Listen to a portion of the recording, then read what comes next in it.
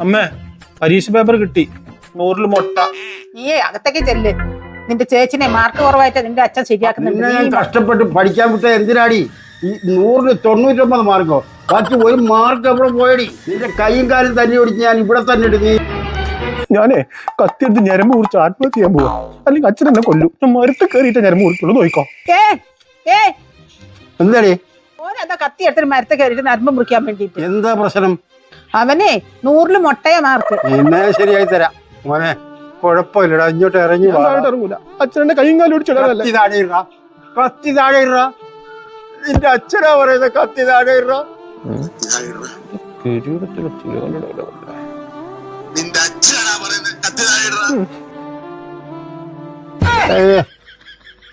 അയ്യോ, കത്തി ഇടാൻ പറഞ്ഞിട്ട് അച്ഛന്റെ തലയ്ക്ക് തന്നെ ഇട്ടല്ലടാ ദ്രോഹി. നിന്റെ അച്ഛനാ പറയുന്നത് കത്തി താഴെ ഇട.